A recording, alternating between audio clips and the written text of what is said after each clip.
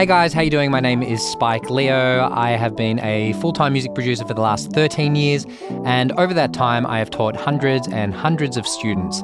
So I want to go over today a theory that I came up with to basically explain the foundation and a very simple process to really understanding the foundation of mixing. I call this the 4 dimensions of sound. Now, I don't like big intros, so let's get straight into it. Okay, so the 4 dimensions of sound is a way basically to explain the way that we perceive, the way that we hear and listen to sound. And I have a great example today. I'm gonna go over into the door now, so let's switch through. Ooh, nice effects. Okay, so have a listen to this track. This is a track by an artist who I've been developing the past year or two. His name is Sir Augie. Have a quick listen. Goes a little something like this. Way in the ocean, gone with the wind. If I keep my palms open, more might come in, but that mean more gotta leave. Learning that's the key. I'm just happy that the moment came to me. So the first dimension of sound is mono versus stereo. Now, although that may seem really simplistic, I would say that 90 to 95% of students who have come through the door from levels to beginner to intermediate, kind of on their way, I would say that 90-95% of people get this answer wrong. So when I ask people, and feel free to pause the video, what is the difference between mono and stereo? There's always a few kind of weird, not so sure. You kind of get it, but you don't really. So here's basically the answer in short. Mono, when you're listening to, say, single speakers, like a Bluetooth speaker or something like that, the sound source will be in mono. Now, when we have 2 sets of speakers, the sound will be in stereo. Okay, very well. That makes sense. But how do we really break that down? What is mono and what is stereo? And to make it very simple is when the left and the right signal are identical, it creates a mono channel. So a mono sound, which basically, if you have a set of speakers, sounds like it's coming out from the middle of your computer, if you're in this nice triangular position. Okay, and if we are to listen in stereo, it basically means that the left and the right channel have different information coming through. It gives the illusion of width and makes things sound wider and bigger, and we really love that. The human ear loves stereo width. And so we're going to go into more detail on that later. But basically, I want to show you the difference between mono and stereo. So if you have a listen to this sample here, it does have some stereo frequencies coming through. Have a listen.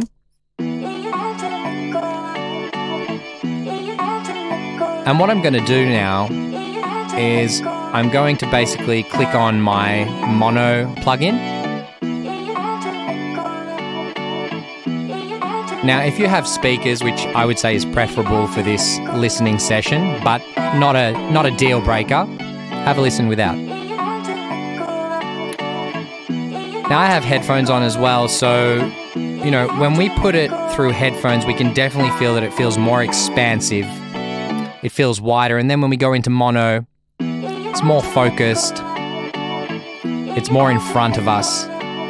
Okay, so usually what I say is if we were to, you know, the next question that I would ask you is if we were to record, say, an electric guitar and we record some type of melody, okay, and then we put that into the left channel and then we just duplicate it. So say, for example, we go like this, okay, here's our bass and I'm just going to duplicate this. Now, if I put this exact same sound in the left and the right, is that mono or stereo? What do you think the answer is? The answer is stereo? No, mono. If we have the exact same signal in the left channel and the right channel, it creates a mono signal. Now, if I was to get this and duplicate it, generally speaking, if I was playing a guitar, I would play it twice. And because we're human, we can't play things in perfect time, very rarely, and it would be out by milliseconds even.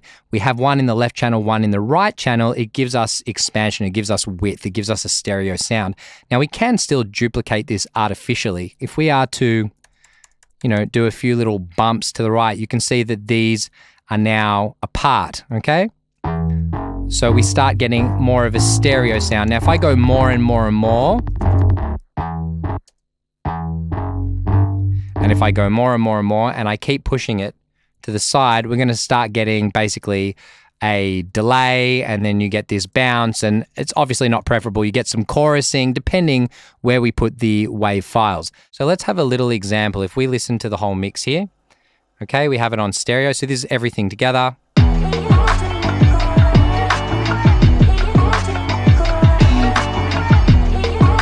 Chuck this into mono. Okay, so we get this centered sound.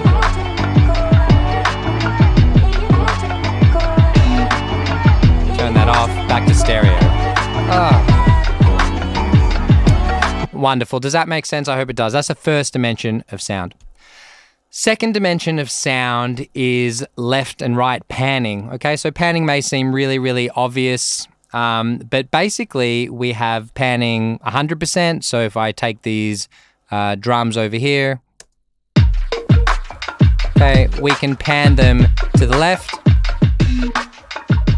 pan them to the right, and then we have them center, okay? And we can do that with obviously anything, bass, etc. And we have everything in between. Okay, so that's pretty obvious to most, especially if you have a play around with it. But now we have two dimensions of sound. So we have mono and stereo, okay? And then from there we have panning left and right. After panning, we start talking about the third dimension of sound. And the third dimension of sound is basically creating depth. And the way that we create depth is with reverb.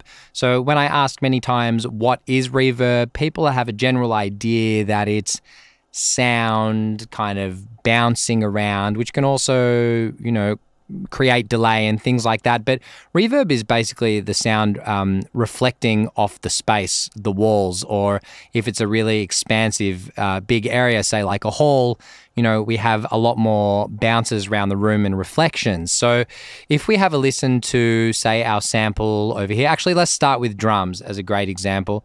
We'll chuck this on. We're going to put this in a big hall. So these are the drums by themselves. Chuck this on. Okay, now we're in a big hall. We can make the hall decay bounce more and we get a real mess. Make it shorter. Now you need to ask yourself stylistically, does this make sense in a hip hop track? Do we want the drums to be in a big hall? Does that make it hit? And the way that we use reverb is really understanding what are the most important elements to come forward. So if you listen to a hip hop track and you do some active listening, you'll know that the most important things are probably the drums. Drums are center and they're hitting hard. And then after that, we have the relationship with the bass and the drums. Okay, so they're quite forward here. And then as we go even more, we probably have the vocals up in your face like that. Okay, so vocals are really sticking out the front in, say, a hip hop, pop, bass, styled production. That's generally speaking how we would have it. Now, it's not to say that you can't sprinkle reverb into these sounds, and more often than not, there is a little bit of reverb, but the decays are shorter. The mix could be pulled off a little bit because putting things into a space is actually really important, and it creates three-dimensional depth into the sound. So if you think that we were to, say, record drums in this little studio space, let's have a real quick look over here. Okay, we have drums in this studio space. It's quite small. And then outside in the stairwell, we do a guitar or we do a bass. And then on the street, we have someone singing. This starts creating different spaces and it can create a real mess. The idea is when we're creating a production, we have some idea of what is the space, what is the room, what is the feeling. And reverbs can really enhance and create emotion into our songs. A great example, which I won't play now, but you can go have a listen, is Hosier, Take Me to Church. If you listen to all the music, all the orchestration and the way that it's been engineered, really, really clever. It's probably been recorded in a dry studio, but in fact, it sounds like it has been recorded in a church. Take Me to Church. And the drums are very, very far away. They're not hitting hard. Everything's caked out with a church reverb and the vocals as well. You have these really nice decays, really nice tails after the vocals. And it's a really fantastic example of creating depth, using it as an emotional tool within the production. And it puts it in a space. So I really want you to think when you're creating your productions, what is the space? It's not to say that you can't use a few reverbs. You definitely can. But I would steer away from, say, using 15, 20 different reverbs in different locations of different sorts. Of course, if you're doing experimental stuff, go to town. But when you have constraints within your creativity and your production, it really enhances the work and kind of gives the listener an understanding of what's the vibe, where's the space, and how it's meant to feel. So that would be my advice.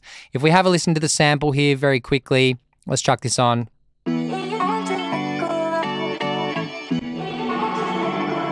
You know, if we hear that in the production, sounds like a mess. Turn this off for the drums. Now, effectively, we can use reverb to push things that are less important backwards. So the elements that are most important, we would have drier, the things that you want to push back in the mix. So now we have 3 dimensions. We have left all the way, we have right all the way, and everything in between. Hope these hands are helping. And basically, you can go a little bit left, push it back. This is forward for you, but push it back in the mix. And then you really have this 3-dimensional world of where we can place sound. Now, this is something very obvious, but it's not something that a lot of people think about. So I would really encourage you to start experimenting with where you're putting the sound. Are you putting it in the middle? Because things that are most important, generally speaking, sit in the middle of the mix in mono. And, you know, back in the day, say in the 60s with the Beatles, you'd have the drums in the left speaker, you'd have the bass, or the bass in the left with the drums, you'd have the vocals in the right. People and the way in which they consumed music, it was very different. We didn't necessarily have one headphone in our ear or anything like that. People were listening on stereo systems, so it made a lot more sense. In this day and age, we want to make sure that in the left speaker and the right speaker, the most important elements are there. For example, if you had to take out the drums in your left headphone, then you're losing the entirety of the mix, which is obviously not a good thing. We want to try and keep people's attention as long as possible. The 4th dimension of sound is EQ. Doesn't matter which EQ you use. Yes, no, I mean, they all do the same thing. But at the end of the day, what's really important is you being able to see what is going on. And that is why I love using Pro Q3. So I'm going to turn this off for the sample here. And let's have a look. Reverb off. And EQ on. That helps. Okay, so this is our frequency. Now, when we're first starting, all these numbers down here are supremely overwhelming, okay? Granted. And for many, many years, I didn't learn about them. But as I progressed and I started using more hardware or even plugins that emulated hardware, it was actually extremely beneficial to be able to understand the numbers and tweak things. Now, at the end of the day, we want to use our ears. I don't necessarily believe that just working from a technical space, it kind of kills the creativity in the workflow, but having a basic understanding of these things is really going to help. So humans can hear from from 20 hertz all the way to 20,000 hertz. And we abbreviate this once we get to 500 hertz all the way to 1K. We call it 1 kilohertz, 2K, 5 kilohertz, 10K, 20K, etc. Okay, and a great way to do this is to create a low cut and a high cut. This is what I usually do for beginners. You can create whether you want it to be 24 dB or 18. This is basically the slope, whether it's a hard cut or slightly more, letting more frequencies in. For now, anywhere between 18 and 24, 18 to 30, depending what you need to do. But a great way to start is to just start with the high cut and the low cut. So as I sweep in, you can hear the high frequencies of the sample. As I move down, the lower frequencies. And even though most of the energy of this frequency is, in this section here, as I go down, if we listen very carefully, 3rd time lucky, there we go.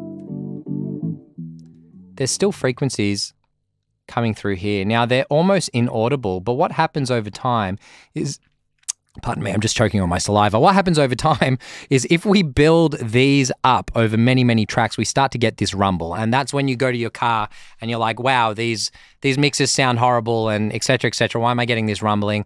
It's because we have frequencies overlapping and they build up energy over time and get bigger and bigger. So, objectively at the moment, it's good to get rid of the stuff you don't need. How much don't you need? Well, you can hear it like this individually. And then another trick is you might be like, oh, I need all this. But once you put it in the mix and have a listen again,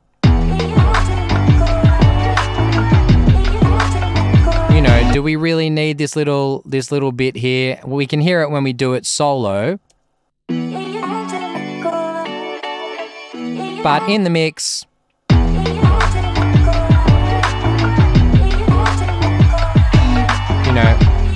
as we start to go higher, we can really hear a difference, and that's going, okay, maybe I've gone a little bit too much. But the objective here is to really try and get rid of frequencies that you're not going to use. And all instruments have different frequencies, and the way in which music is made, sometimes they just naturally have space for each other. If you have a sync, go wash your hands. If you think of drums, basically we have the kick, we have the hi-hat, we have the snare. The hi-hat sits up in the top frequencies here. The snare's sitting around the middle, the kick is sitting down the bottom. So let's go have a quick look at drums, and then we're going to finish these 4 dimensions of sound. Okay, these lovely drums. Let's go here, we'll open Pro Q3. Okay, you can see the energy of the kick is down 50 to 100 hertz. In this reason, our sub-frequencies, generally speaking, are, anywhere between 25 to 30 hertz, or I'd say like 35 to 50 hertz. But they're our sub-frequencies. If we go like this, let's have a listen.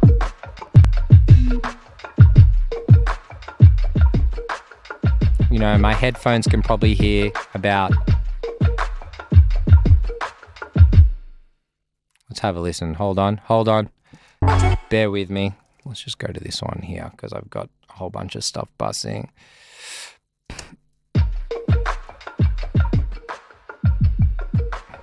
There we go. So we can hear that kick. Hold on. And that's just the reverbs coming through. There we go. That's what I wanted you to hear, okay? So that's our kick. You can hear some of that percussion down the bottom. Okay, as we go up, we got the hi-hats.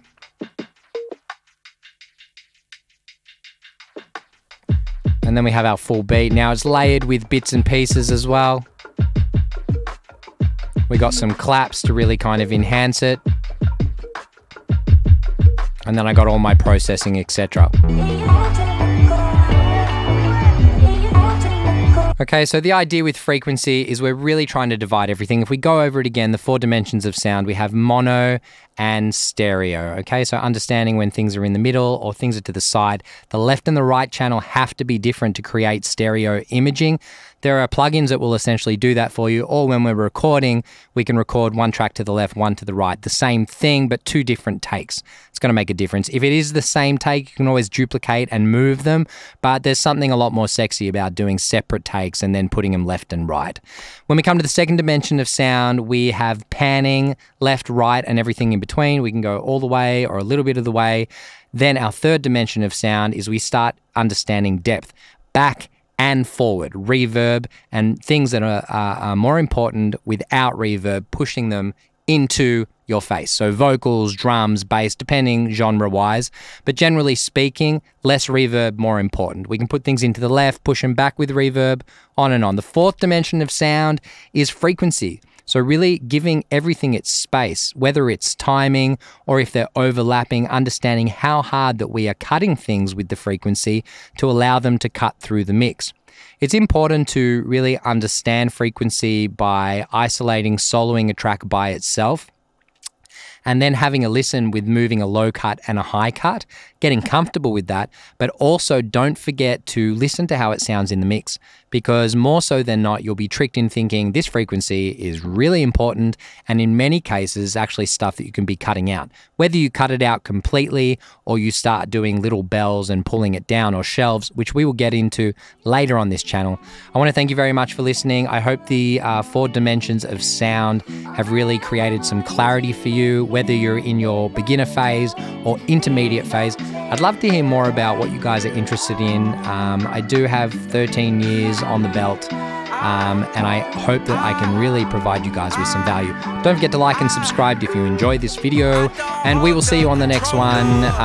Scratches, bruises, and all. Wish me luck with editing, and we will see you very soon. Thanks, I'm Spike Leo, and catch you next week with another YouTube video. Peace. Probably should have gotten this straight. Yeah, feck. Bittersweet, ain't it? Tell me why these times